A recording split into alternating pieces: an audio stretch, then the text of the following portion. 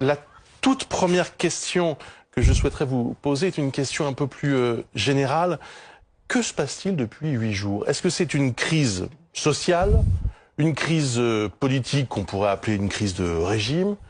Est-ce que c'est une crise de nerfs? Est-ce que, avec un tout petit peu de recul, vous arrivez à définir ce qui se passe depuis 8 jours? Cher Bruce Toussaint, et si c'était tout ça, en même temps? Et en même temps, comme l'a dit l'émission, c'est-à-dire que moi j'ai vu hier, il y a beaucoup de choses. Ce mouvement charrie beaucoup de choses, y compris des choses avec lesquelles je me reconnais pas. Mais globalement, c'est une grande colère contre la vie chère, contre un sentiment d'injustice sociale, d'injustice fiscale, contre un sentiment de mépris aussi. Ça revient beaucoup. Ça a été dit tout à l'heure, les gens vivent mal cette forme parfois d'arrogance, de la manière dont le président de la République utilise à plein la Ve République, cette monarchie, ça les agace, et on voit des choses très fortes.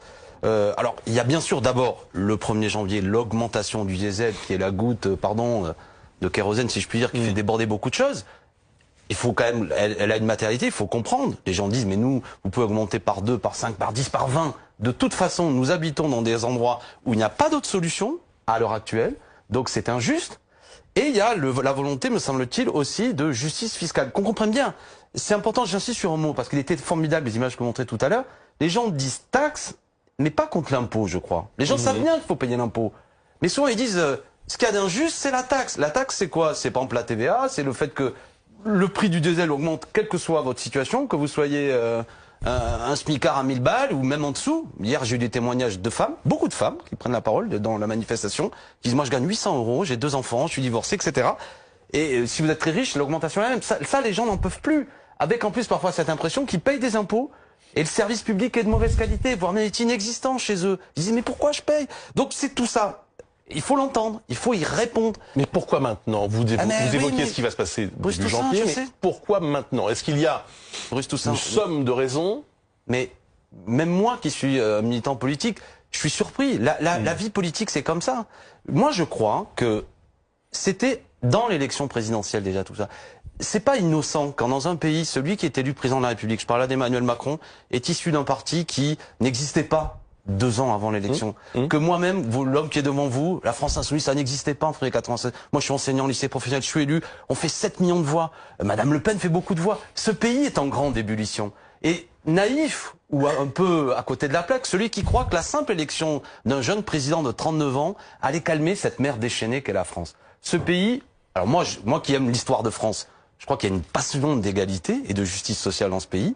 Et ce pays ne se reconnaît pas dans cette politique libérale et dans cette Ve République qui dit au peuple, vous avez voté, maintenant restez chez vous, faites-nous confiance. Ça marche plus. Alors voilà, ce peuple n'est pas résigné, moi ça me va, mais je vais être honnête avec vous, je ne sais pas bien où ça va. Je ne sais pas où ça va. Moi je souhaite que ça aille dans le sens qui me semble le plus logique, c'est-à-dire plus de justice, mais si c'est le mépris qui y répond, ça peut mal tourner. Si vous ne savez pas, et si moi ça je dirige pas les gilets jaunes, hein. Ça veut dire qu'il y a une forme d'inquiétude chez vous aussi ce soir? Mais je vois un peuple mobilisé qui réclame de la justice, qui réclame de la dignité et un pouvoir arrogant enfermé dans la Ve République qui dit soit vous êtes des fascistes, des militants identitaires comme l'a fait hier, ce qui est une erreur à mon avis, c'est pas du tout ça, soit je suis le monarque, j'ai été élu, vous restez chez vous. Bon, moi, ça peut pas aller. Mais donc, il réclame aussi le départ d'Emmanuel Macron, vous l'avez entendu là. Mais j'entends bien. Et vous soutenez aussi ça. Mais Nicolas Domenech, moi, je suis un républicain. Quand il y a une situation de blocage, je vois des études d'opinion qui disent 70% des gens sont pour les gilets jaunes, etc. Pourquoi, et personne ne serait déshonoré, pourquoi ne pas revenir aux urnes? Sous une forme simple. Le président de la République, non mais le président de la République va s'exprimer mardi. Eh bien s'il propose un plan, qu'il le soumette au vote. On verra. Un référendum. Mais pourquoi pas? Enfin, je veux dire, je sais pas si c'est une revendication de gilets jaunes, encore que j'ai vu que dans le petit sujet que vous portez tout à l'heure, les gens me le disent hier. Parce qu'il y a la question sociale et fiscale, mais il y a la question démocratique. En quoi c'est déshonorant de dire le souverain, c'est le peuple? C'est à lui de voir. C'est pas forcément une question de déshonneur, mais c'est parce qu'on sait que les référendums, en général, sont dénaturés. Par le pouvoir, oui, ça arrive parfois. Mais Monsieur Macron s'est réclamé du général de Gaulle. Mais qu'est-ce qu'il fait le général de Gaulle en 69? Oui, il dit voilà, il est au pouvoir depuis 11 ans. Oui, mais attendez, là il y a un raccourcissement des choses.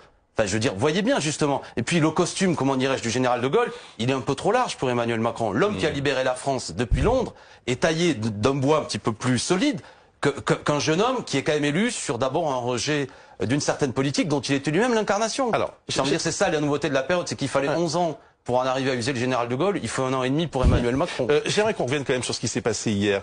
Est-ce que c'est uniquement imputable aux casseurs? Pardon, qu'est-ce qui est imputable? Je parle des incidents. Non. Est-ce que c'est uniquement imputable aux casseurs? Je vous raconte une anecdote. Non, mais je vous raconte une anecdote. Moi, je suis contre la casse, hein, mais il y avait 3 petites dames. Moi, j'ai circulé hier. Alors, les gens me reconnaissent, ils m'adressent la parole. Parfois, en me disant, vous êtes un politicien, je vous serre pas la main. Et puis, on discute. Parce que ce rejet, il concerne tout le monde. 3 personnes.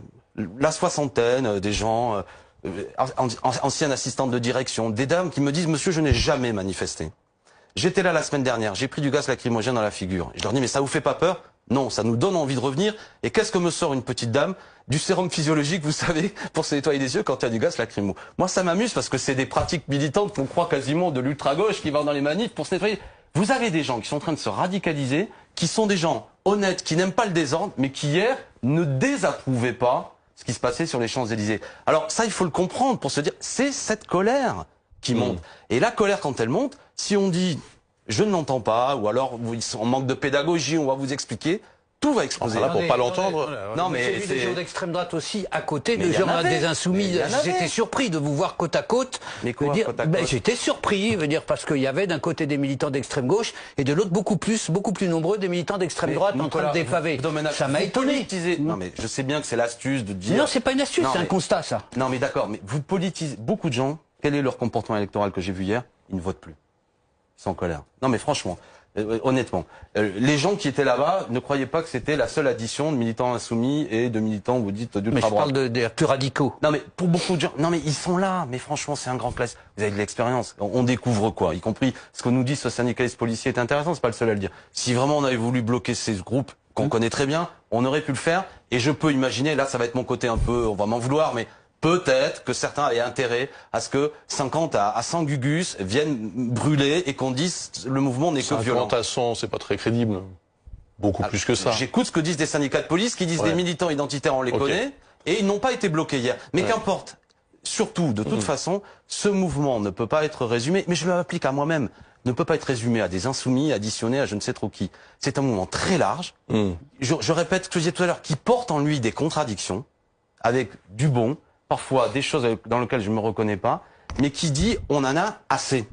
On en a assez, on a le sentiment que... Et là, moi, à partir de là, qu'est-ce que je vois comme élément politique? On a supprimé l'ISF, disent les gens, ça coûte 4,5 milliards aux recettes de l'État, et on nous demande, pour gagner 3,8 milliards, d'augmenter le diesel. C'est injuste. Est-ce qu'on peut pas rétablir l'ISF et empêcher cette histoire d'augmentation à la pompe? Les gens sont très écolos. Moi, c'est la proposition de la France Insoumise. Ah, c'est ce qui revient dans les manifs, hein, la suppression de l'ISF. Non mais Bruce Toussaint, vous êtes journaliste, franchement, quand on se promène, non mais moi je fais pas le malin. Il se dit beaucoup de choses. J'essaie de retenir qu'est-ce qui fait sens. Solution fiscale, je viens d'en faire une. Solution démocratique, je viens d'en faire une autre. Voilà, et ça correspond un peu à l'état d'esprit. Mais Tue Lecoq, s'il vous plaît. Pardon. Oui, alors, est-ce qu'il n'y a pas quelque chose d'ironique, excusez-moi pour l'avoir un peu cassé, dans le côté, Emmanuel Macron a beaucoup affaibli ce qu'on appelle les corps intermédiaires, partis politiques, syndicats, associations. Il a fait un peu sa brève carrière politique là-dessus, et les Gilets jaunes ont la même chose. Ils refusent la récupération par un parti, par les syndicats. Il y a ce même truc de plus de corps intermédiaires, et si on les supprime, effectivement, on aboutit à des situations explosives comme ça. Mais je vous l'ai dit tout à l'heure, je crois que c'est pas Emmanuel Macron qui a supprimé les corps intermédiaires. Sa propre élection est la démonstration d'une mise à distance de la vie politique traditionnelle, des partis politiques traditionnels. Le président de la République sortant, M. Hollande, n'était même plus en capacité de se représenter. C'est inédit dans la Ve République. Les partis, la droite devait l'emporter. Elle s'est liquéfiée, la droite. Écoutez, nous, la France Insoumise, on arrive avec quelques éléments, certes la personnalité de Mélenchon, on émerge à près de 7 millions de voix, d'accord? Et on fait rentrer un groupe parlementaire, c'est inédit dans la vie politique qu'on a. Donc, et ça touche aussi les organisations syndicales. Bon, donc c'est le moment dans lequel on est. C'est ce dégagisme que nous avons qualifié. C'est-à-dire, les gens ne savent pas très bien ce qu'ils veulent, mais ils savent ce qu'ils ne veulent plus. Nous, là-dedans, on doit essayer d'y donner des réponses. Qu'est-ce qu'on a mis comme réponse? Vous pouvez essayer aussi de freiner la radicalité et la brutalité. Je veux dire, ça vous inquiète pas quand même cette violence qui s'exprime? On n'a pas l'impression que vous jouiez le rôle politique de, au fond, je vais vous citer Romain Rolland. Pacifier. Quand l'ordre est injuste, le désordre est le début de la justice. L'ordre actuel me semble injuste. Une colère populaire s'exprime. Comment on y répond? On se connaît suffisamment, vous êtes un fin observateur. Nous, on a dit, La 5e République, ça va plus. Il faut une assemblée constituante. Il faut qu'on rediscute comme peuple. Vous, moi, vous tous. On va discuter tous ensemble.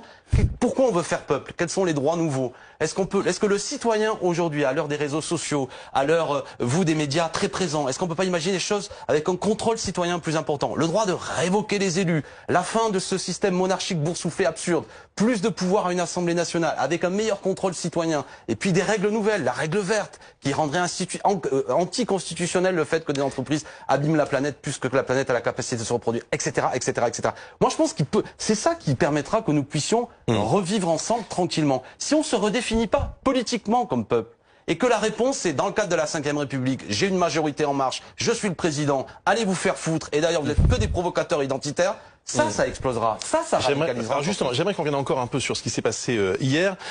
Marine Le Pen est-elle en partie responsable de ce qui s'est passé? C'est ce que dit Christophe Castaner, le ministre de l'Intérieur. On écoute d'ailleurs justement son intervention et ensuite la réponse de la patronne du Rassemblement national. Madame Le Pen a fait un tweet qu'elle a rendu public pour s'étonner que nous interdisions sur le site des Champs-Élysées la manifestation.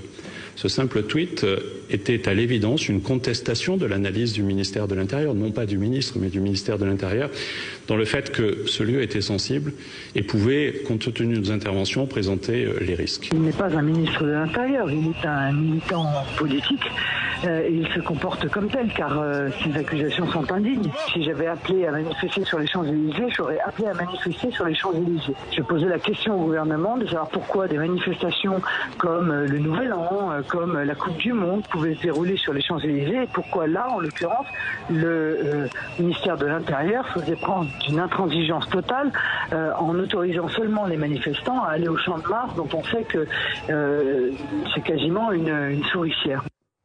Voilà, j'insiste sur cette question parce que d'abord hier, beaucoup de gens ont été choqués de ce qu'ils ont vu à la télévision toute la journée. C'est pas tous les jours qu'il y a comme ça les Champs-Élysées détruits par, même s'il n'y avait pas une foule de plusieurs millions de personnes, il y avait quand même du monde et ça a provoqué une grande émotion. Là, on a Christophe Castaner qui accuse Marine Le Pen. Et ce matin, Gérald Darmanin, le ministre des Comptes publics, lui, sur RTL, dit ce ne sont pas les gilets jaunes qui ont défilé à Paris, c'est la peste brune. Alors, quel est votre sentiment sur ces deux accusations? C'est un numéro de théâtre. C'est serviette éponge. Serviette, c'est Castaner. Éponge, c'est l'extrême droite, quoi. Et tous les deux, c'est ça qu'ils veulent comme paysage politique. Entre le gouvernement et l'extrême droite fascistoïde qui va prendre le pouvoir, la peste brune est de retour, il y a rien. Mais c'est pas ça la réalité. Alors on exacerbe des petits groupes, y compris ce que je disais tout à l'heure. On les laisse pourquoi pas débarquer, on met des caméras, c'est normal, c'est spectaculaire. Moi j'ai trouvé qu'hier c'était spectaculaire. Quand ça brûle avec derrière l'Arc de Triomphe, honnêtement on connaissait la plus belle avenue du monde autrement. Mais une fois qu'on a dit ça, c'est la réponse du gouvernement. Non mais attendez. Pour être plus précis, pardon, dans ce que vous dites, vous insinuez que Madame Le Pen n'est pas la porte-parole des Gilets jaunes. Okay. L'idole des jaunes, c'est pas elle. Je sais pas si ça existe, mais c'est pas elle. Vous insinuez que les forces de l'ordre ont, d'une certaine façon, laissé faire. Je vais le dire autrement. Non mais j'ai bien compris l'accusation. Je pense qu'il saute sur l'occasion. C'est un effet d'aubaine. Ça tombe bien. Ça lui va à Castaner, ça. Je sais pas s'il l'a suscité. Peut-être qu'il aurait préféré autrement. Mais c'est un habile politique. C'est un politicien, Castaner. Je répète. Qu'est-ce que nous dit Macron depuis des mois? C'est au niveau de l'Europe, c'est moi Macron ou Salvini, les progressistes contre les populistes. Il nous la joue à petite échelle, au niveau parisien, c'est moi ou Le Pen. Entre les deux, choisis, voilà. Eh ben moi, je ne choisis ni le gouvernement ni Madame Le Pen, et les Français non plus. C'est pas ça le sujet.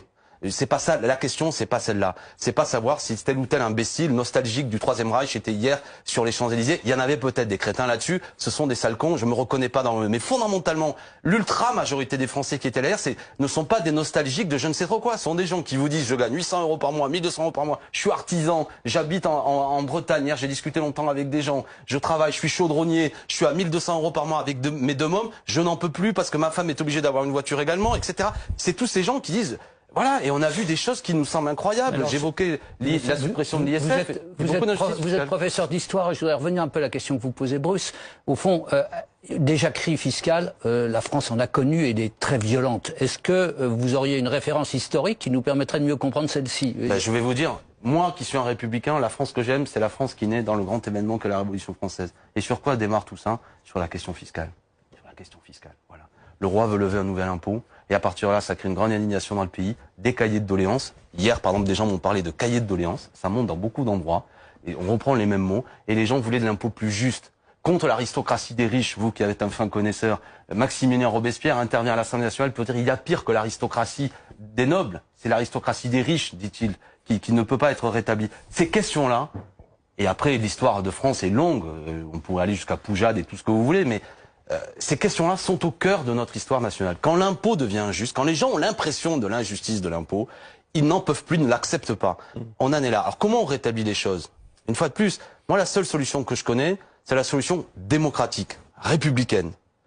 Déjà, rediscuter de qui sommes-nous? Est-ce que la Ve République est vraiment le cadre le plus démocratique de l'expression? Et qui discute avec qui? Ben, par exemple, moi je proposerais une convocation d'une assemblée constituante. Discutons désormais qu'il y a un grand débat dans ce pays pour voir comment on se refonde au niveau des institutions. Ah oui. Non mais oui, mais Bruce Toussaint, soit on en... Non mais attendez, je vais être cash. Je suis pas certain. Mais je vous comprends, vous avez le droit de... Je trouve ça intéressant, mais je ne suis pas certain que ce soit la réponse à apporter à ce mouvement. Mais... En tout cas, c'est peut-être une réponse à long terme. Oui, non, non, on sent bien. Mais je vous l'ai dit tout à l'heure. Il y a une forme d'urgence dans ce qu'on entend. Alors, depuis. Moi, non, mais moi, je voulais donner jours. ma réponse d'urgence. C'est on arrête cette augmentation du 1er janvier. Ouais. On arrête, d'accord. Et on fait des propositions fiscales. Parce que quand même, moi je suis pour la transition écologique. Pourquoi on rétablirait pas l'ISF? Ça peut être très rapide, on le rétablit. Ça nous fait rentrer 4,5 milliards dans les caisses de l'État. Là, le pays est à feu et à sang pour 3,8 milliards injustes. Donc pourquoi on le fait pas? Ça débloquerait la situation. Après 8 jours de manifestation, on est un peu toujours dans le flou en ce qui concerne les fameuses revendications. Parce que prix des carburants, ok, pouvoir d'achat, ok, fracture territoriale. Ben oui. On entend beaucoup ça. Et puis on entend démission d'Emmanuel Macron. Oui. Dissolution de l'Assemblée nationale. Oui, on entend plein de choses, bien sûr. Donc, attendez, mais qu'est-ce qu'on fait? Non mais attendez, Bruce Toussaint, on va être clair. Je ne suis pas le porte-parole des Gilets jaunes, hein. On est d'accord. Je veux dire, et respecter ce mouvement, ça veut dire bien comprendre que les gens ne m'ont pas attendu pour se mobiliser. C'est ça qui est... Vous les soutenez, les comprenez? Oui, non mais je les soutiens. Je cherche à nourrir ce mouvement aussi à la place qui est la mienne, de nourrir de propositions qui vont dans ce sens-là. Mais je suis conscient du caractère extrêmement bigarré, on va dire, de tout ça et contradictoire. Mais c'est ce qui en fait son originalité. Vous voulez que je vous dise, les Gilets jaunes annoncent, on aura à l'avenir d'autres mouvements de ce type, avec les réseaux sociaux, un coup de gueule de quelqu'un ici ou là, qui progressivement se développe et qui a pour principale qualité aux yeux de millions de gens que ça ne passe pas par des organisations traditionnelles. Ça n'existe plus la direction belle et parfaite qui lance un appel derrière lequel les gens vont se ranger. Ça marche plus. Ce pays, donc ça il faut le comprendre et je lance un appel à tous ceux qui, ça va être comme ça. Donc quand le peuple se mobilise, et moi je l'ai déjà vu en colère dans l'élection présidentielle, il s'est exprimé avec une grande colère à l'élection présidentielle. Je vous répète que le président sortant, M. Hollande, n'a même pas osé se présenter, sinon il aurait été chassé à coups de bulletin, il aurait terminé avec une campagne même pas remboursée sans aucun doute. Vous ne croyez pas que c'est l'expression quand même d'une grande colère? Et Emmanuel Macron, qui était son ancien ministre des Finances, son ancien secrétaire général, a réussi le tour de force d'apparaître comme un type qui allait tout changer. L'astuce, c'est génial. Emmanuel Macron, qui est un homme intelligent, a dit c'est le hold-up du siècle. Formidable, il est élu. 1 an et demi plus tard, on en est là. Non, mais ce qu'on comprend mal, c'est au fond, est-ce que vous êtes pour que les revendications immédiates telles que les a décrites Bruce Toussaint soient satisfaites? Oui. Au fond, on suspend, oui, voire on renonce. Oui. Ou bien est-ce que vous dites, au fond, il n'y a qu'une révolution politique qui peut permettre de satisfaire les révolutions? Donc c'est la révolution pour laquelle mais je les bats. deux, mon général, premièrement... c'est pas la même chose quand même. Non mais oui, mais c'est pas la même chose. Je dis, il faut écouter les gens dans ce qu'ils disent, ils sont intelligents. Ils nous ont dit, cette augmentation, elle est injuste. Eh bien, il faut la suspendre, ne pas la faire. Ils disent, notamment, moi je trouve que ce qui revient, c'est cette histoire d'ISF. C'est pas moi qui, ça revient beaucoup, si vous avez entendu. On peut l'apprendre des choses qui disent, voilà, on est pour d'autres recettes fiscales. J'ai pas évoqué le CICE, le crédit d'impôt, notamment, qui concerne les grands groupes qui, franchement, font des bénéfices et qui va coûter 40 milliards cette année. C'est incroyable. Donc, de l'argent dans l'écologie, de l'argent dans l'augmentation, notamment des revenus, c'est possible, à condition, bien sûr, quand même, d'avoir une autre orientation politique. Mais en même temps, pour reprendre le titre de l'émission et vous plaire, cher Bruce Toussaint, je pense qu'il y a quelque chose de profond qui doit nous amener à réfléchir. Je sais que ça peut sembler un peu too much, pardon de l'expression anglo-saxonne, mais de dire, on a un problème d'une forme, que les choses soient d'illégitimité du pouvoir, comment dire, de non-consentement à l'autorité, pour le dire comme ça. Comment on recrée des institutions qui sont acceptées par le peuple? Eh bien, je crois que la seule façon de recréer à l'avenir des institutions acceptées par le peuple, c'est que le peuple lui-même en rediscute. Pas le comité Théodule à quelques-uns qui va réformer les institutions comme le propose Emmanuel Macron. Vous savez ce que propose actuellement Emmanuel Macron? La grande réforme des institutions, c'est passer de 577 députés à 400. Franchement, c'est nul. Voilà. Ça veut dire, en réalité, le pouvoir présidentiel qui garde toute puissance Et les députés, au nom du fait qu'ils foutent rien, qu'ils sont trop payés, ça peut être de l'antiparlementarisme qui se porte bien dans la Macronie. Ouais. Mais c'est nul, c'est pas ça que veulent les gens. Ce que veulent les gens, c'est qui contrôle, qui décide. Est-ce que celui que j'ai élu, est-ce que je peux éventuellement le révoquer s'il fait pas ce pourquoi je l'ai désigné? Et je vous dis, je me l'applique à moi-même. Moi, je suis pour m'appliquer le droit de révoquer si des gens le décident. S'ils sont pas contents de Corbière et des Insoumis, je veux le droit. Pourquoi pas un mandat avec un certain nombre d'électeurs qui le disent, de dire dégagez-le, j'en veux un autre. Le souverain, on est au cœur de notre histoire nationale, Bruce Toussaint. Ce pays est né sur la souveraineté populaire, a chassé le monarque, a pris la couronne de la tête du roi et l'a pris entre ses mains et a dit le souverain c'est nous. Et ce que j'ai entendu hier... On n'est plus une monarchie. On est dans une monarchie présidentielle. La Ve République est une monarchie présidentielle, née avec la puissance d'un personnage qui avait libéré le pays, qui s'appelait Charles de Gaulle, et qui aujourd'hui est remplacé par un jeune homme de 39 ans. Il faut décapiter il faut guillotiner Mais où allez-vous? Moi, je suis pour être beaucoup plus tranquille. Je propose seulement que si le peuple veut le renvoyer... Non, mais on parle sérieusement. Non, attendez, je vais vous dire. Bruce Toussaint, écoutez-moi. Si vous pensez qu'on va régler tout ça comme ça, ça va devenir de plus en plus violent. J'ai du mal à comprendre, c'est si. Mais vous comprenez très bien ce que je suis en train de vous dire. On vous a posé 2-3 fois la question, et du coup, je suis obligé de vous la reposer une 4e fois. Sur la question de la brutalité et de la violence, est-ce que vous appelez malgré tout au calme? Je vous assure que c'est un sujet central. Non, mais bien sûr, vous le savez. Je l'ai dit, il faut manifester pacifiquement, vous tous, puissamment, mais bien sûr. Mais attendez, j'ai jamais appelé à monter une barricade, ni à être violent, ni même à jeter un pavé sur les forces de l'ordre.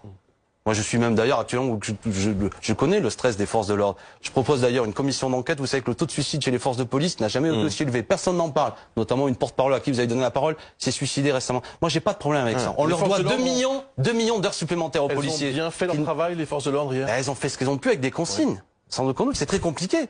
C'est très compliqué. Mais le sujet, c'est, comment dirais-je, vous savez, c'est la vieille adage. Quand le sage montre le doigt, montre la lune, l'imbécile regarde le doigt. Quand le peuple est en colère, est-ce que le débat, c'est pendant des heures? Est-ce que c'est bien ou pas de faire brûler des barricades sur les Champs-Élysées? Bon, ok, c'est pas bien. Mais la question, c'est pourquoi des gens qui sont des braves gens, des honnêtes gens, se mettent en colère? Si on veut pas entendre ça, et qu'on veut nous amuser, et je sais bien qu'à BFM, sur toutes les chaînes de télé, pendant des heures, et les barricades, et monsieur Corbière, acceptez-vous la violence, mais vous croyez vraiment... Bon... Oui. Ah bah vous savez, on est un peu limité. En fait. Non, c'est pas ça que je veux dire. C'est pas ça ce que Bruce Toussaint. Vous êtes au contraire très intelligent. Ah, voilà, mais j'en suis persuadé. Mais ce que je veux dire, c'est que vous comme moi, pas trop, on sait jamais jusqu'à la fin de l'émission. Non, mais vous comme moi, je vous assure hier, et je sais que vous êtes un homme de terrain. Quand des gens qui n'ont jamais manifesté de leur vie, qui sont franchement des gens, vous sont dans un état de colère que j'ai vu. Moi, j'ai 50 ans. Ça fait je suis militant depuis l'âge de 18 ans. Les gens qui manifestaient hier, je n'ai jamais vu ces gens-là dans la rue. Et eux, quand ils viennent dans la rue, ils n'ont pas des habitudes militantes comme nous. C'est pas à 18h que la manif est finie, on rentre à la maison. Ils veulent des solutions. Il faut le comprendre. Et vraiment, je le dis, que le pouvoir m'entende au-delà de ma faconde un peu, qui peut-être les saoule, mais écoutez le peuple, parce que vraiment, ça va mal finir. On va s'intéresser dans un instant à ce qui va se passer maintenant. Comment va évoluer cette crise? Que propose en effet le président de la République? On en saura un peu plus mardi. Mais avant cela, je vous propose, il est 18h30, d'aller sur les Champs-Élysées rejoindre l'une des envoyées spéciales de BFM TV, Clémence Dibou, qui donc se trouve sur cette avenue qui a beaucoup souffert hier et qui porte encore les stigmates de cette manifestation très violente. Clémence. Effectivement, même si ce soir, pour l'heure, c'est surtout des familles, des badauds, des touristes qui viennent profiter ce dimanche des décorations de Noël. C'est vrai que l'on trouve ici et là des vitrines qui ont été cassées, des vitrines sur les Champs-Élysées, mais aussi sur les rues adjacentes. Il y a du mobilier urbain ici et là, comme par exemple des feux tricolores qui sont encore à terre. Donc la circulation est encore un peu perturbée. Ce sont des feux qui doivent alterner la circulation entre voitures et piétons. Il faut donc faire attention lorsqu'on traverse les Champs-Élysées. Et puis, sur ces Champs-Élysées, il y avait effectivement quelques chantiers en cours, comme par exemple cette grue, une très grosse grue dont la cabine a entièrement brûlé hier soir. C'est un chantier important, il faudra donc du temps pour le réparer, même si ici sur les Champs-Élysées, eh bien, les services de la ville de Paris sont à pied d'œuvre ce matin pour remettre à bien les Champs-Élysées. Des assureurs sont également venus constater les dégâts, un travail qui va se poursuivre demain matin car les commerçants veulent aller vite pour refaire de belles vitrines car c'est désormais la période de Noël qui commence.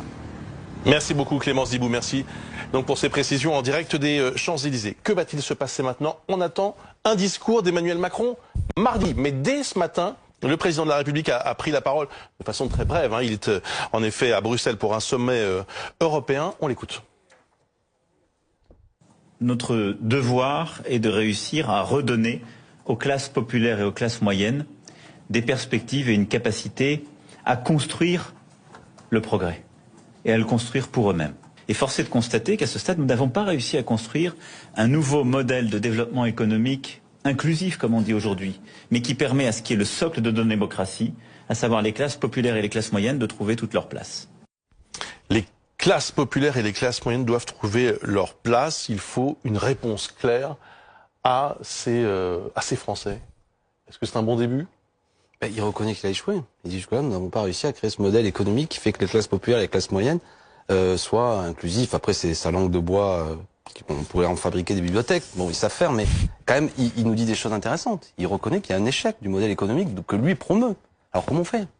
La question, moi, vous savez, je suis un partageux.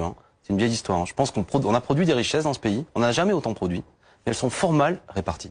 Il y a aujourd'hui, toutes les études démontrent qu'il y a une partie, une minorité qui capte ces richesses. Eh ben, il faut partager. Il y a un outil républicain, c'est l'impôt sur le revenu.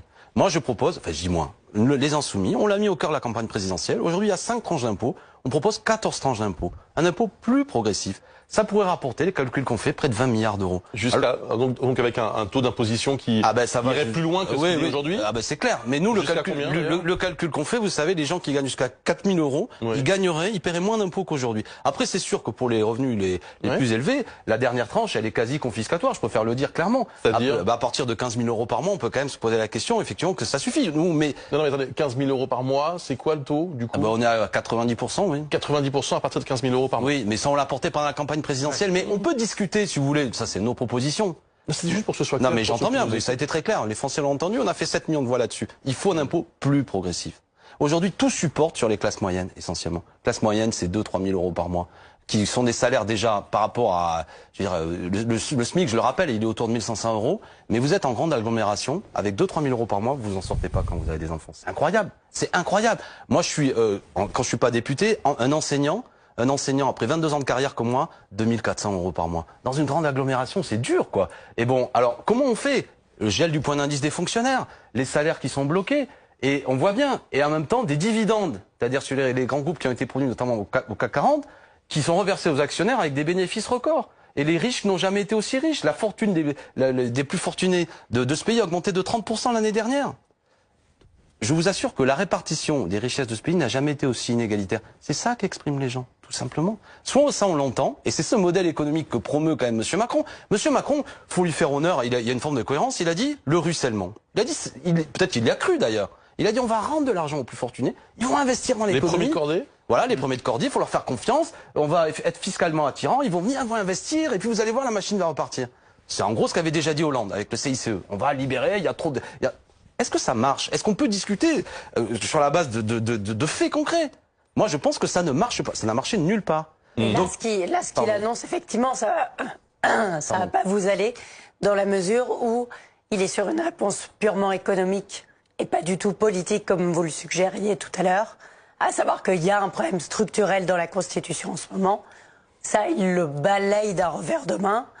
Il est sur, oui, on va un peu ajuster les taxes, mais... Vous pensez que dans le mouvement, il y a une autre demande, il y a une demande d'une autre forme de société. Il y a une interrogation sur qui on est comme peuple, qui on est comme nation. Moi, j'ai vu beaucoup, vous savez, le mot peuple qui est utilisé. C'est marrant parce qu'il y a 2 ans, on en parlait avec Nicolas Domena. Nous, on l'a beaucoup utilisé. Les gens disent c'est nous le peuple, c'est nous le peuple. Bon, et ils le disent beaucoup. Il y a cette idée, je le disais tout à l'heure, le mépris, l'arrogance. C'est presque cruel pour Emmanuel Macron, qui est sans doute un homme intelligent. Enfin, vous voyez ce que je veux dire, mais ça lui tombe dessus, mais c'est une accumulation de choses. Les gens ont le sentiment de Sarkozy, Hollande, ça continue. Donc, la question démocratique, elle n'est pas dans l'angle mort, elle doit pas être dans l'angle mort de la solution. Ça c'est une chose. Mais le modèle économique, évidemment, il est questionné. Les gens vous disent, on a l'impression qu'on paye beaucoup, mais que le système ne nous profite pas. Vous semblez oublier aussi, ce qui s'est passé en effet en mai 2017 et en avril et en mai 2017. Il y a eu une élection présidentielle, je crois qu'il y a eu 85% de taux de participation. La France a voté très massivement à l'occasion de cette élection et a choisi. Je l'oublie pas. Alors Emmanuel Macron. On va le rappeler ensemble. Vous savez mieux les chiffres que moi. Emmanuel Macron fait 24% des voix au premier tour. D'accord? Toutes les études ont démontré que c'est celui qui a le plus faible taux d'adhésion. Beaucoup de gens ont voté pour M. Macron parce qu'ils ne voulaient pas, notamment dans le second tour, Fillon Le Pen. Et au deuxième tour, en 5e République. Oui, en 5e République. En 5e République. Mais est-ce que vous acceptez l'idée? Moi, je suis pas un électeur en culotte courte et vous non plus. C'est pas parce que... Non, attendez, il y a un système qui projette au second tour 2 candidats et après, il faut choisir. Faut-il confier autant de pouvoir pendant 5 ans à un homme qui, en vérité, n'est pas majoritaire. Pourquoi je vais vous provoquer. Pourquoi mais il y a peur eu les du peuple législatives derrière. Et alors, qu'est-ce qu'elles ont dit, les législatives En raison du quinquennat, aujourd'hui, les gens savent que l'élection présidentielle surplombe tout. 55% d'abstention aux élections législatives. Je vais vous dire, je me l'applique souvent moi-même. Moi, je suis bien élu à Montreuil et Bagnolet. Je fais presque 60% des voix. Vous savez combien ça fait par rapport aux électeurs inscrits? 22% seulement. D'accord? Et c'est pareil pour tous les députés. Les gens à l'Assemblée... Oui, on est d'accord, la démocratie est le plus mauvais des systèmes. Non, non, la 5e République... de tous les autres, non, je ne sais plus qui disait attendez, ça. La démocratie, c'est pas la 5e République. La démocratie, c'est pas je confie beaucoup de pouvoir. Le vote. Mais je suis pour le vote. Mais je dis que... Non, attendez, attendez, je termine. Je suis pour le vote. Mais je suis pas pour un système qui déforme.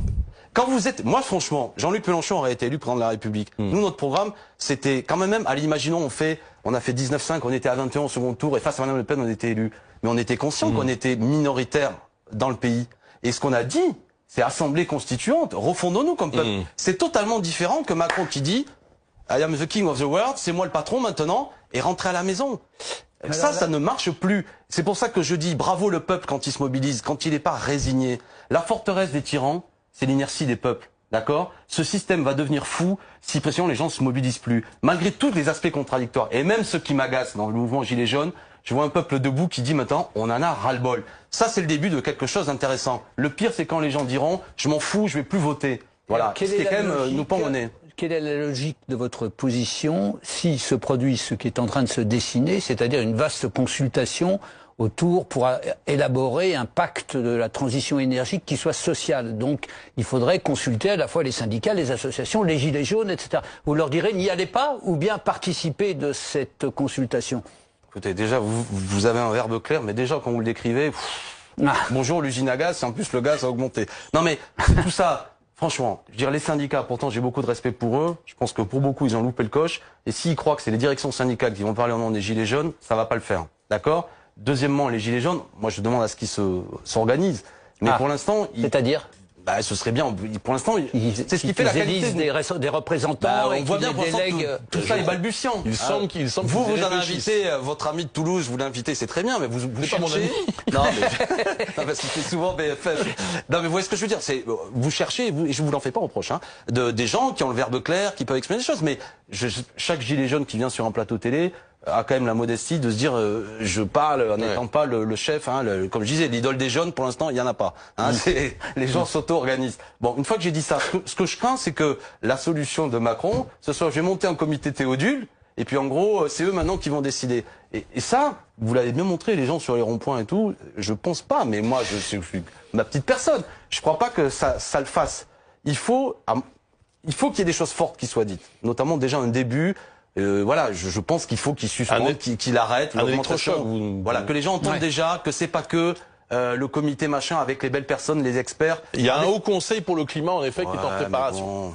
Non mais moi ce que je trouve que ce qui risque d'agacer les gens, c'est le côté on va faire de la pédagogie, on va expliquer, on est des profs. Je sortais une blague, pardon, je suis un peu lourd dans mes blagues, je les répète, mais l'idole des jaunes, elle était à force de trop jouer les proviseurs. On a apprécié. Non mais à force de trop jouer les proviseurs qui grondent les mauvais élèves, faut qu'ils fassent attention. Je le dis, c'est pas des proviseurs, ce sont des provisoires. C'est ça qu'il faut qu'ils comprennent. Et il y a un ton très professoral depuis le début. Faut faire de la pédagogie, on va réunir des grands experts qui vont vous expliquer les enjeux, la transition. Ça, je crois pas que ça corresponde à ce que moi j'ai vu hier. Je peux me tromper, mais c'est pas ça que j'ai vu. Moi, dans ce que vous dites depuis le début, il y a quelque chose qui m'étonne, c'est votre tolérance par rapport à ce qu'on a pu appeler des dérapages. On sait qu'il y avait des groupes d'extrême droite aux Champs-Élysées. Vous les traitez de crétins ou de gugus, ce qui me semble un peu léger. On sait qu'il y a eu des propos racistes, des agressions homophobes à l'occasion des blocages. Enfin, il y a aussi une part mais obscure. Je le condamne, on est d'accord. Oui, mais vous avez tendance à le traiter un peu, oui, bon, voilà. Non, c'est-à-dire que quand il y a un mouvement, évidemment, je condamne tout propos, les gens qui ont livré des migrants, c'est odieux, des propos, une dame qui portait le foulard à tel endroit s'est fait injurier, etc. Et c'est important que vous le disiez. Et bien sûr, non mais vous avez raison. Et de le dire de manière sérieuse, pas comme un sujet annexe. Non, mais je suis sérieux. La seule chose que je vois, c'est qu'attention à l'effet loupe par moment, qui consiste à voir dans un grand mouvement populaire, à chercher... Vous avez peur qu'on discrédite le mouvement voilà, avec la parson. Franchement, il y a des amoureux de football, quand tu as la Coupe du Monde et que tu as quelques abrutis d'hooligans qui font un truc odieux, si on dit le football est un sport de brutes, beaucoup de gens vont dire mais non, rien à voir. Voilà. Le mouvement des Gilets jaunes, c'est pardon de la métaphore, elle vaut ce qu'elle vaut. C'est un grand mouvement populaire qui ne peut se résumer à des actes inacceptables. Et je trouve qu'il y a une certaine gourmandise de la part parfois du gouvernement. Sans ça non, mais de la même façon, écoutez, j'ai appris qu'une députée République en Marche, elle s'est fait attaquer, j'ai pas bien suivi chez elle. C'est odieux, je suis pas d'accord avec ça. Pas ça. Les amis, si j'ai un peu d'influence sur les Gilets jaunes, il faut de la dignité. Notre force, c'est la dignité, la force de la démocratie, des grands mouvements pacifiques, évidemment. Et ça, on s'en rend pas aux personnes. Vous aurez remarqué que vous aviez souligné à juste titre qu'il y avait beaucoup de femmes dans ce mouvement-là, sauf qu'il n'y en avait plus sur les Champs-Élysées au bout d'un moment. Il n'y avait plus que des hommes en train de dépaver. Et il y avait des femmes. Il y avait des femmes. Non, enfin, qu'importe. Mais il y a des femmes qui... Non mais après, bien sûr, il y avait après l'odeur, pardon, un peu de la barricade qui fait que des gens viennent là. Mais fondamentalement, je vous assure, il y avait quand même beaucoup de gens qui étaient là et qui sont des gens, ce que j'appelle, c'est un peu faible comme expression, mais encore que des braves gens. Il y a des gens qui travaillent, qui vivent de leur salaire, qui ont du mal à boucler les fins du mois, qui sont jusque-là des citoyens, voilà, et qui se disent là maintenant, je n'en peux plus. Et qui vivent mal le fait qu'on veut les caricaturer, les traiter de pauvres, de racistes. C'est pas bien. La peuplophobie, je sais pas si le terme existe, mais on comprend ce que je veux dire, c'est cette espèce de mépris du peuple en permanence qui consiste à dire vous êtes sexy, vous êtes machin, parce qu'on va chercher telle ou telle chose. Moi, ça me va pas. Mais je rappelle aussi qu'hier... l'angélisme non plus. Pardon ? L'angélisme non plus. Mais j'entends bien.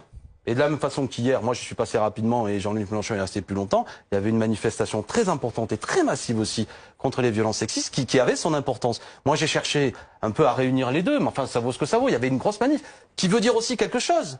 Mais moi j'ai envie de dire que ces femmes qui disent non aux violences sexistes, elles étaient à la fois place de la Madeleine, mais il y a aussi d'autres femmes qui disaient il y a les violences sexistes, mais il y a aussi mes fins de mois difficiles qui étaient aux Gilets jaunes. Et d'ailleurs, j'ai vu que certaines femmes portaient aussi les gilets jaunes place de la Madeleine. C'est intéressant. N'opposons pas les luttes. Ne les opposons pas. L'exigence de dignité pour les femmes qui reprennent la parole, le mouvement MeToo, est un mouvement puissant. Mais ce mouvement populaire aussi qui dit j'ai un problème de la fiscalité, je la trouve injuste, est un mouvement puissant. Et donc, moi, je veux pas. Je vois bien, il y a des astuces et des manœuvres qui consistent à dire ouais, t'es gilet jaune, donc en fait, t'en as rien à fiche des femmes. C'est absurde. Ou alors des gens qui disent t'es pour les femmes, en fait, t'en as rien à fiche de la question sociale. Mais non, c'est absurde. Essayons de tenir tous les bouts, malgré la difficulté de la tâche. La haine des médias est juste et saine. Cette phrase de Jean-Luc Mélenchon est suivie à la lettre par de nombreux manifestants. Non, écoutez. Insultes, tentatives de lynchage, ça s'est passé à Toulouse hier. 5 journalistes de CNews et de BFM TV portent plainte pour violences aggravées, menaces de mort, tentatives d'agression en réunion. J'imagine que vous trouvez ça formidable. Pas vous, pas ça, pas à moi, d'accord? Non, je trouve pas ça formidable. Mais vous le savez.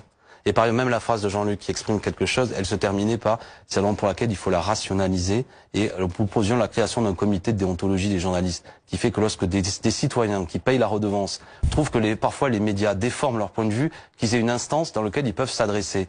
D'accord? À aucun moment, je sais, vous voyez, quelque part vous tendez la perche à ce que je voulais dire. Personne, du moins dans mon camp, on appelle à casser la gueule aux journalistes. C'est pas ça le sujet. Par contre, on n'est pas très loin. Pardon. On n'est pas très loin. Mais je pourrais dire aussi qu'il y a des journalistes qui appellent à casser... Sans vous faire injure, moi, attendez, des propos comme ceci, franchement, ça n'aide pas. Vous voulez que je vous fasse la liste aussi de journalistes qui ont écrit sur moi des choses injurieuses qui m'amènent à ce que je sois insulté? Injurieux? Oui, sur moi injurieux. Ce que j'ai fait pendant la campagne était moralement douteux. Il y a des gens qui vous ont poursuivi dans la rue? Des journalistes vous ont poursuivi sur les réseaux sociaux, monsieur. Vous ont donné des coups de pied? Sur les réseaux sociaux. Vous ont craché dessus? Non, mais je vous dis que je condamne ça. Oui, mais je connais des journalistes qui ont la plume un peu alerte. Avec le goût du buzz. C'est aussi condamnable. Mais on est d'accord. C'est pour ça que je vous dis sortons de cette querelle entre nous. Je vais vous dire une chose. C'est pas une querelle. Non, si. C'est grave. Mais bien sûr, c'est grave. La liberté de la presse, c'est fondamental. Il n'y a pas de société démocratique sans liberté de la presse, qui passe aussi par la capacité du citoyen. Attendez, je me permets de vous le dire. Mais vous me l'avez dit. Mais vous me le dites pas, vous me le répétez. Vous attisez. D'accord. Cette haine. D'accord. Je me permets de vous le dire. Vous non. Bruce Toussaint. Vous pensez pas que parfois les chaînes d'information attisent une forme de haine? Vous savez. Les chaînes d'information sont soumises à une critique Bruce, permanente. Invitez-moi. Et vous êtes les premiers. Là, vous détournez. Vous avez tout à fait le droit de le faire. Vous kidnappez l'émission par les Gilets jaunes. Vous voulez qu'on parle d'une controverse? Moi, je vous dis, conseil de déontologie des journalistes. Non. Pour que vous et moi. Non, vous voulez pas. Non. C'est une profession intouchable. Il y a une déontologie qui est suivie par les journalistes dans les rédactions. Vous n'avez pas de chance. Même la ministre de la Culture est pas en conseil de déontologie. Chaque rédaction a un code de déontologie. Ah d'accord. Je trouve que c'est déplacer le problème. C'est pas ça qui vous ennuie. Pardon? C'est pas ça qui vous gêne dans les médias? Et c'est quoi qui me gêne? Ah, c'est les actionnaires, ce genre de choses. C'est un vrai sujet, vous non? déplacez le problème. C'est un vrai sujet. Que 9 personnes possèdent 80% des médias en France. En Vous savez, tout cas, on évoquait tout à l'heure le général de Gaulle, la Libération, que vous le Conseil national. Ces actes. Mais vous le savez très bien. C'est une question qui est fermée. Mais vous avez raison. Vous savez quoi, Bruce Toussaint? Je réaffirme à votre micro que vous avez raison. Il faut pas toucher aux journalistes. Pas de violence envers qui que ce soit, et notamment vis-à-vis des journalistes. Mais à l'inverse aussi, que la presse, par son goût du sensationnalisme, de certaines images, ne kidnappe pas et ne déforme pas ce mouvement en le résumant à l'action de gens violents. Ça marche dans les deux sens. Moi, de toute manière, je suis contre la violence. Pas de violence. Ça ne rime à rien, premièrement, parce que philosophiquement, je suis contre la violence, et j'ai envie de dire stratégiquement, politiquement, c'est absurde, parce que le pouvoir en profitera pour salir notre mouvement. Je suis à l'aise là-dessus. Et je termine sur les journalistes. Malgré votre opinion, faut un conseil de déontologie des journalistes, ça fera beaucoup de bien. Et vous savez quoi, on a remporté une victoire, la ministre de la Culture, et reprend, on va en discuter dans ce pays. Et vous verrez, vous serez à l'aise. Quand des fois je serai pas content avec vous, je pourrai en discuter, et vous pouvez Qu'est-ce qui fait, Alexis Corbière, si on retourne la question, qu'est-ce qui fait que votre tentative de créer un média à votre sens, à votre goût, se soit plantée à ce point-là? Je veux dire, parce que là, si votre critique est aussi juste des autres, de tous les médias, pas seulement des chaînes d'info, pourquoi vous n'êtes pas arrivé à créer un contre-média indépendant? Parce que c'est dur, il faut de l'argent. Et par ailleurs, vous voulez que je vous dise, le média, moi je n'y suis pas, le média, c'était pas la France Insoumise. J'avais des amis là-dedans, des amis très chers, voilà, même certains qui se sont déchirés entre eux. Je n'y ai jamais mis les pieds. Je veux dire, franchement, les raisons pour lesquelles ils sont engueulés m'a fait souvent de la peine. J'ai pas envie de m'en mêler, je m'en mêlais pas avant, je m'en mêlerai pas après. C'est dur de faire un média indépendant, c'est dur. D'ailleurs, depuis on fait, nous, on fait un nouveau petit média dont je suis en train d'oublier le nom, qui s'appelle pardon, je suis en train de... Excusez-moi, alors je suis que Mélenchon et les amis vont m'engueuler, parce qu'on a lancé sur les réseaux sociaux un média qui nous permettra de pouvoir faire aussi entendre le discours de la France Insoumise. Revenons à l'essentiel. Vous jouez votre rôle, c'est normal. Bon, très bien, les chaînes d'infos, j'ai le droit de vous critiquer, vous avez le droit de me critiquer. Vous m'avez dit votre fait et je vous ai dit l'inverse et je vous respecte et j'espère que la réciproque est vraie. Évidemment. Une fois qu'on a dit ça, les réseaux sociaux aujourd'hui nous permettent d'imaginer des choses alternatives, intéressantes, de contourner les médias, vous êtes un peu des médias officiels ou du moins qui avaient une certaine puissance de feu. Bien sûr. Et c'est passionnant et il faut l'encourager parce que tout s'enrichit. Moi, à la fois, je vais aller sur des médias plus alternatifs. Je vais aussi vous regarder pour savoir ce qui se passe. Je vais lire la presse écrite.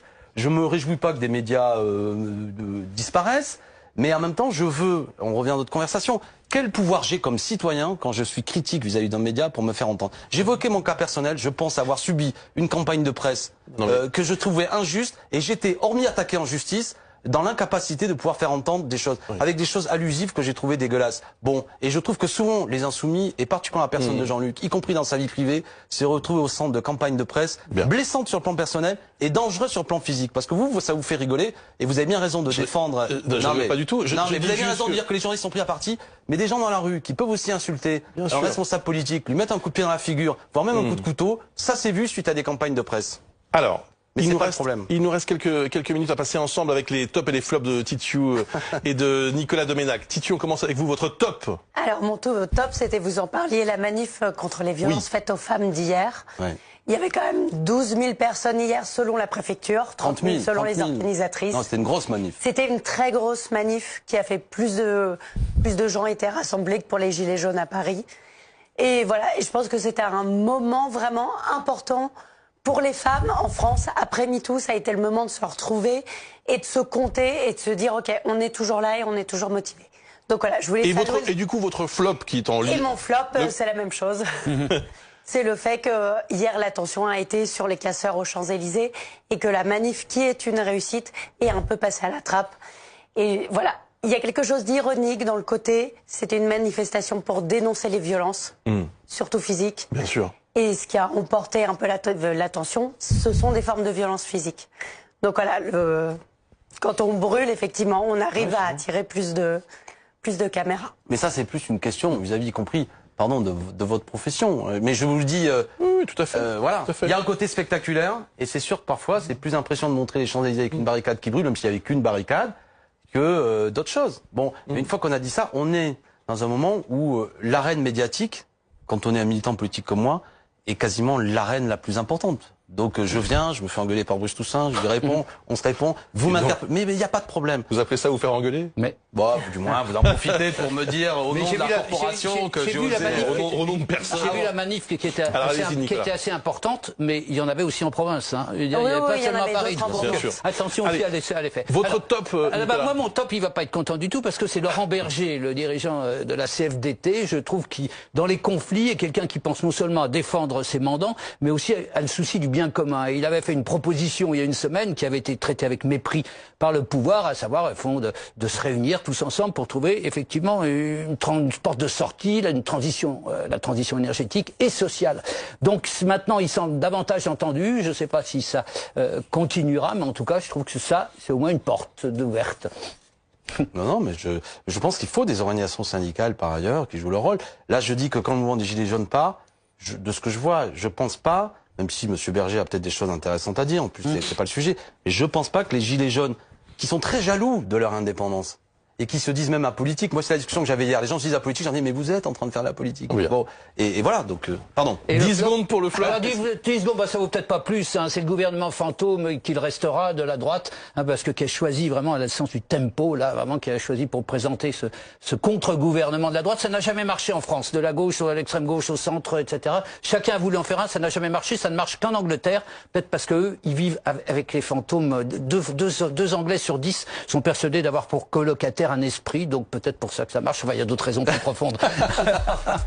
Dans quelques instants, Marie Lebec, députée de la République En Marche des Yvelines, et Benjamin Cauchy, en effet porte-parole des Gilets jaunes à Toulouse, seront avec nous pour la suite de Et en même temps. Merci beaucoup Alexis Corbière. Bonne soirée à vous. Merci d'avoir été notre invité. On se retrouve dans quelques instants. Point complet bien sûr sur l'actualité dans quelques secondes.